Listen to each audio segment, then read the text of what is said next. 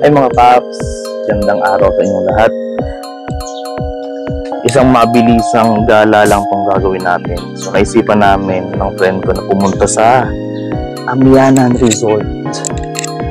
So hinihintay ko na lang sila mag-asawang matapos. Tapos aalis na kami. Now start natin tong sasakyan para malamig na pag-alis.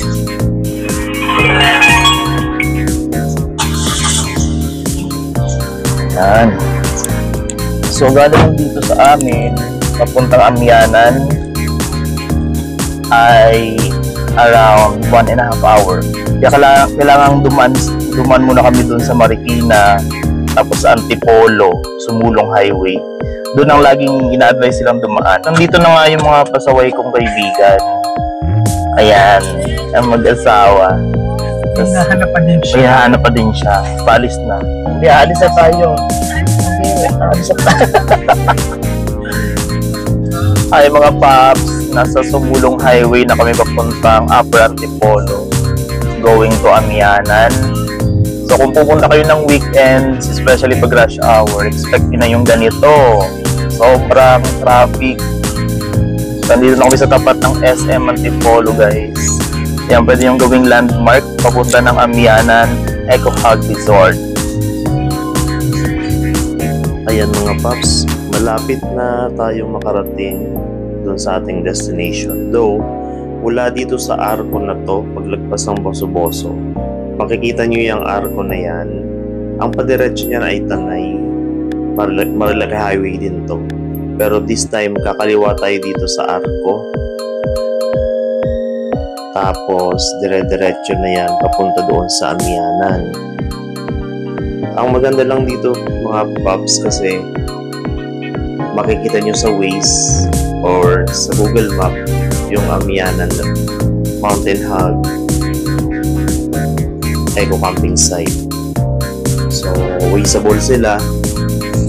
So, ibig sabihin, hindi kayo maliligaw.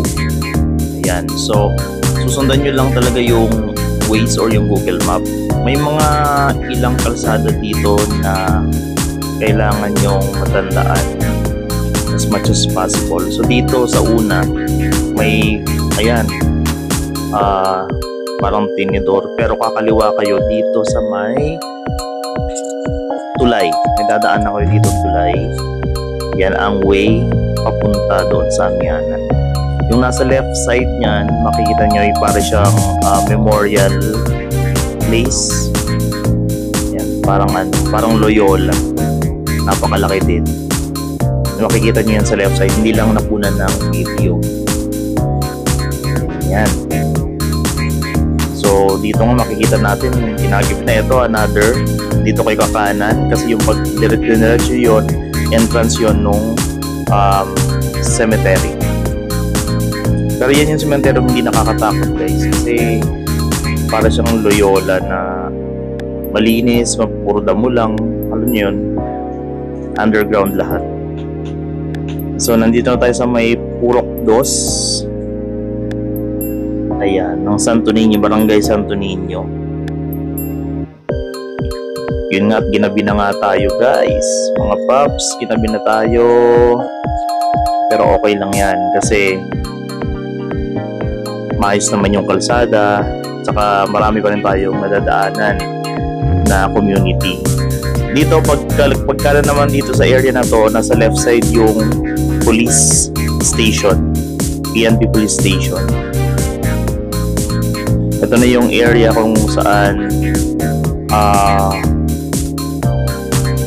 may mga paliko, dalawang kalsadang confusing, pero dahil nga gumagamit tayo ng Google Maps, tinuturo naman tayo sa tamang dadaanan.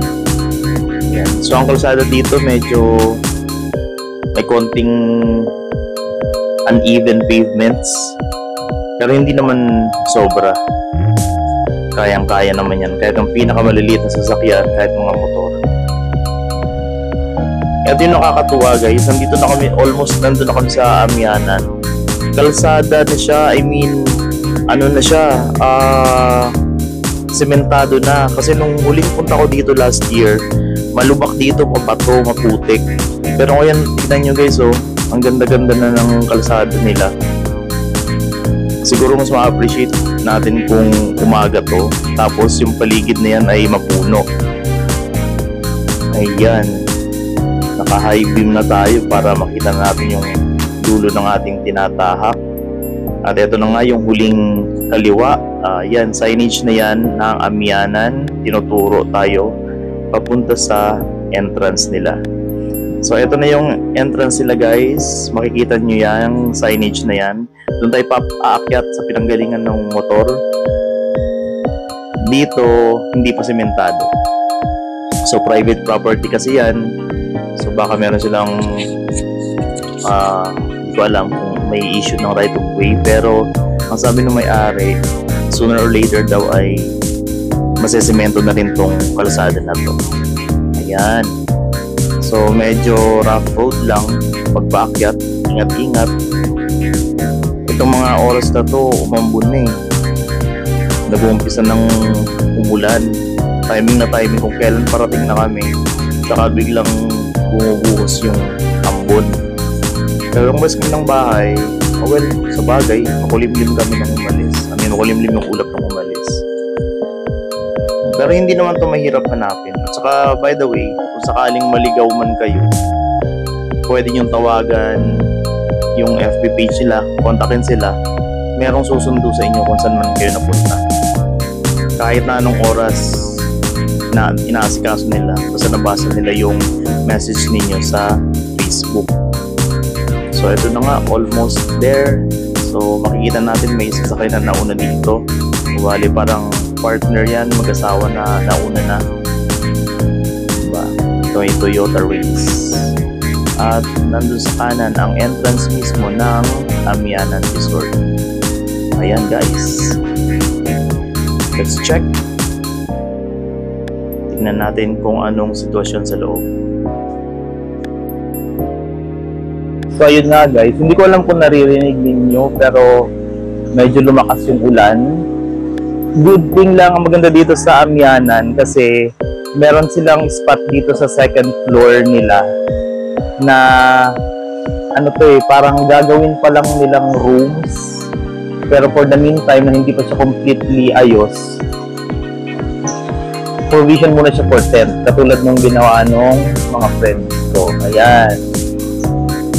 O diba? Kahit na malakas yung ulan, secured kayo, hindi kayo mababasa. Ayan. So ngayon, wala pa kaming makita kasi alam niyo naman ay madilim. Madilim pa sa ngayon, kaya wala tayong makikita. Bukas ng umaga, haabangan natin sana merong sea of clouds at makita ng mga friends natin yun. Okay? Madilim pa sa ngayon, kaya wala tayong makikita. Bukas ng umaga, haabangan natin sana merong sea of clouds at makita ng mga friends natin yun. Okay? Sa ngayon, wala tayong makita kasi madilim pa ang paligid. Inaabot na ng gabi. Makikita nyo naman, ang ganda pa din. Kaya lang maulan, doon kami dapat kakain. Kaso maulan. At nandito sa left side namin yung bagong Wawa Dam. Yan. So, dito ang aking mga friends. Hi! Ayan. So, secured pa rin kami kahit na maulan. No worries at all. Then, sa kapag setup na sila ng kanilang tent, ako naman mag-setup ng akin dito sa pwesto ko. Madilim pa pero ilawan natin yan. Ayun guys, ito na yung aking simple setup ng aking tent. So binuksan lang natin yung lahat ng bintana, pero meron yung mosquito net. Ayan. So yung biglaan natin pagpunta dito, bigla tayong nag-camping. At ready na rin ang aming food. Busy sila mag-pictorial. Diba? French ko. So, ang aming food ay So, meron kaming sinigang na baboy. At meron kaming ampalaya with pork. Ano yung camera? At meron kaming buttered shrimp. Yan, siyempre papartira namin ng coke. At yung lights namin, nilagay namin sa ano, cellphone stand. Ayan. Sige, enjoy nyo yan. So, gabi, makikita nyo naman na maganda talaga dito sa lugar na to. Much more tomorrow ng umaga. Makikita natin yung buong kagandahan. Gigising kami ng maaga to catch on sea of clouds. Actually, ngayon meron na siya, hindi lang nakikita sa camera. Sana mag-maintain yan until tomorrow morning at makita rin namin yung bagong wawa ng let's go mga paps, kain muna tayo. Ayan guys, so ang ganda. Sayang lang umuulan kaya hindi kami makakain doon sa alfresco, but still beautiful. Okay, let's eat guys. Are you enjoying the night? Hi! Ayan. Kain po tayo! Kain Ayan, sipak ko. Ayan. Aming dinner at napakalamig. Tinitiis ko lang po. Nakasando ako pero lamig na ako.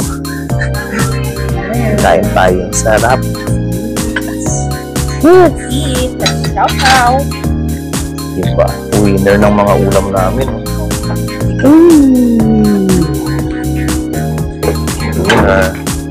Let's go. Kain muna kami guys.